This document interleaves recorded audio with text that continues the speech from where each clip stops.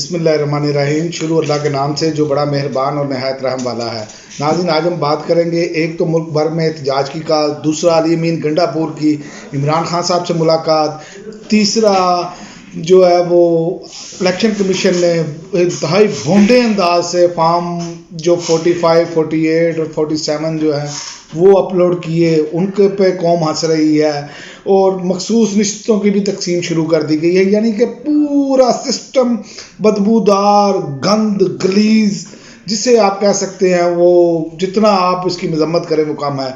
सबसे पहले बात करते हैं, मुल्क भर में इमरान खान ने इतवार को एहतजाज की कॉल दे दी है। इमरान खान ने इन चोरों को मैंडेट हजम नहीं होने देना, ये जो मर्जी कर लें, इनको कहीं पर भी टिकने नहीं देना, ये इनकी गलतफहमी है। और जो तरीके इंसाफ के लोग हमारे मुफाहमत की जो बात कर रहे हैं ना, मुझे तो वैसे उन पर बड़ा अजीब सा महसूस हो रहा है कि जैसे वो एजेंटी कर रहे हैं। मुझे ये समझ नहीं आ रही, 2 साल से उन्होंने मार मार कर आपका बुरकस निकाल दिया। आपके साथ हर किस्म का, आपकी जमात के साथ ये जुल्म कर रहे हैं चोर, डाकू, नौसरबाज, और इलेक्शन कमीशन मुकम्मल तौर पर सूलतकार। और फिर आप मुफाहमत की बात करें तो मुझे तो वैसे आपकी नीयत पर शक होना शुरू हो गया है कि ये जो लोग मुफाहमत की बात कर रहे हैं, इमरान खान को इनके बारे में सोचना चाहिए। क्यों आज लीमा खान को बाहर आकर ये इमरान खान से मुलाकात के बाद ये कहना पड़ा कि किसी से कोई मुफाहमत नहीं होगी ये मैंडेट चोरों से? क्यों कहना पड़ा? इसका मतलब है ये जो लोग बातें कर रहे हैं, ये जो बड़े अपने आप से बड़े अच्छे ईमानदार बनकर बात कर रहे हैं, और भाई उन्होंने आपकी मार मार कर खाल उतार दी है। रोजाना पर्चे पे पर्चे आप पर दे रहे हैं, फिर आप लोग बेशर्मों की तरह सर झुकाते जा रहे हैं। मुफाहमत करेंगे, सीटें आपकी उन्होंने छीन ली, फॉर्म 45 के साथ उन्होंने क्या हाल किया है? आपको फिर शर्म नहीं आ रही? ऐसे लोगों को तरीके इंसाफ को चाहिए जूते मारकर बाहर निकाले। ये लोग हैं असल में जिन्होंने तरीके इंसाफ को नुकसान पहुंचाया है, कि जितना जुल्म और ज्यादती हो रही है ये मुफाहमत के नाम पर, ये अब चोरी खाने के मर्तबा जब इमरान खान के साथ जुड़कर बैठ जाते हैं और बाद में जनाब ये मुफाहमती पॉलिसी सारे इक़्तिदार इंजॉय इन लोगों ने किए, अब ये मुफाहमत की बात कर रहे हैं। बरकर बेचारा मार मार कर उसका बुरकस निकाल दिया, और जो नहीं भी शामिल थे उनका भी बुरकस निकाल दिया, जो तरीके इंसाफ की हिमायत करते थे। और ये अब कहते हैं जनाब मुफाहमत होनी चाहिए, इनको जूते निकाल कर बाहर निकालना चाहिए। मैं अफसोस के साथ ये बात कर रहा हूँ, ये कोई वो नहीं है मसलियत पसंदी कि 2 साल से आपका बुरकस निकाला हुआ है। जैसे आपका हाल किया है, ये आपको अंदाजा नहीं है आपकी जमात के साथ क्या किया है इन्होंने? बल्ले का निशान छीन लिया, 1 साल पहले का पता था। जो इलेक्शन कमीशन आपके साथ कर रहा है, क्या इनकी वजह से नहीं कर रहा? क्या ये पीपल्स पार्टी, ये मुस्लिम लीग नून ये नहीं करवा रहे? और कौन करवा रहा है? कौन इनकी सहूलतकारी कर रहा है? इनकी वजह से सब कुछ हो रहा है। लेकिन ये लोग हैं कि जो मुफाहमत के नाम पर मुनाफकत कर रहे हैं यहाँ पर आकर, और कंफ्यूज कर रहे हैं कौम को, पूरी को, क्योंकि पूरी कौम इस टाइम, कौम की 90% तादाद जो है वो तरीके इंसाफ के साथ जुड़ी है, और ये दोगली पॉलिसी चल रहे हैं। इमरान खान जेल के अंदर है, इसका मतलब ये तो नहीं है कि आप जो मर्जी करते जाएं और आप पर तनकीद नहीं होगी। तो नाम लिए बगैर मैंने तनकीद इसलिए की है कि जो लोग ये कर रहे हैं वो अपने गिरफ्तार में झांके।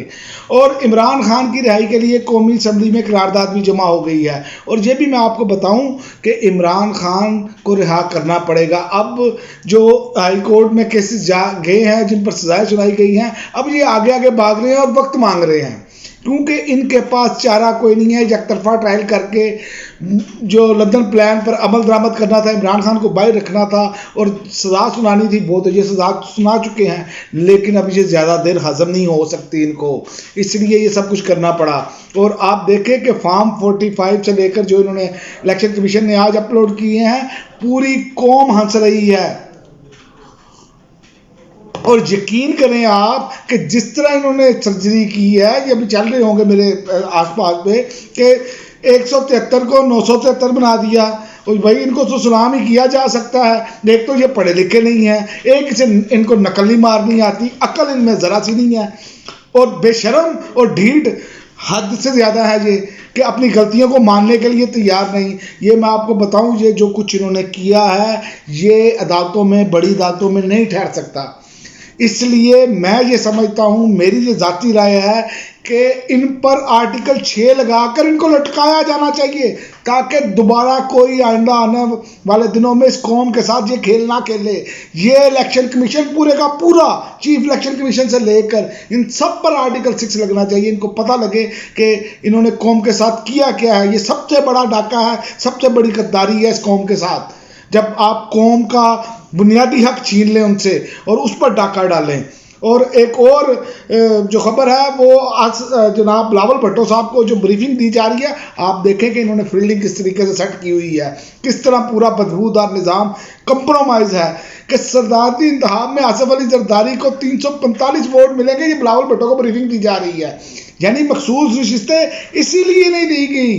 اور اگلی آپ کو خبر دیتا چلوں کہ مخصوص نشستوں کی الاٹ دیگر جماعتوں میں تقسیم شروع کر دی گئی ہے، اور یہ دیکھیں یہ صرف اور صرف اس لیے کیا جا رہا ہے، کچھ ایکسٹینشنز ہیں اور نظام انصاف میں بھی ایکسٹینشنز ہیں، اور وہ 2/3 اکثریت سے ہو سکتی ہے، اس لیے یہ سب کچھ کیا جا رہا ہے۔ ننگے ہو گئے ہیں سب کے سب، سارا کا سارا نظام ننگا ہوا پڑا ہے، لیکن شرم نہیں کر رہا۔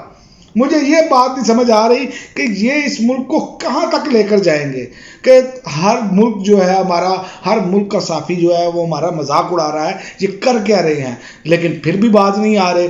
اور دوسری جانب دیکھیں کہ پھر تحریک انصاف کے انٹرا پارٹی الیکشن کو چیلنج کر دیا ہے، وہ بے شرم آدمی اکبر اس بابر، قبر میں اس کی ٹانگیں ہیں، وہ بے شرم آدمی نہ الیکشن لڑتا ہے، بیچ میں آ کے ٹانگ اڑا دیتا ہے، اور اس کا کام ہی یہ ہے ان کی سہولت کاری کرنا۔ پتہ نہیں عمران خان نے یہ نمونہ کہاں سے لے لیا تھا، جو ابھی تک جان نہیں چھوٹ رہی اس سے۔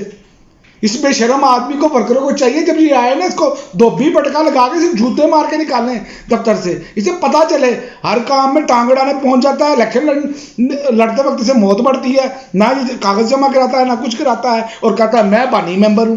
پتہ نہیں کیسا بے شرم بانی ممبر ہے یہ۔ اور ایک اور خبر یہ ہے کہ علی امین گنڈا پور جو ہیں وہ آج مکمل پروٹوکول کے ساتھ انہوں نے عمران خان سے ملاقات کی ہے، اور علی امین گنڈا پور جو عمران خان کا ویژن ہے اسے ساتھ لے کر چل رہے ہیں، یہ میں آپ کو بات بتا دوں۔ اور مکمل طور پر علی امین گنڈا پور نے باہر نکل کر جو پریس کانفرنس کی ہے اس میں انہوں نے میڈیا ٹاک میں یہ بتایا ہے کہ یہ مکمل طور پر ہم فلائی ریاست، فلائی صوبہ بنانے جا رہے ہیں، اور یاد رکھیں یہی عمران خان کا ویژن ہے، یہی قائد اعظم محمد علی جناح کا ویژن تھا کہ فلائی ریاست ہونی چاہیے، اور انشاءاللہ تعالیٰ یہ فلائی ریاست بنے گی، ایک صوبہ بنے گا پھر دوسرے صوبوں کو کرنا پڑے گا۔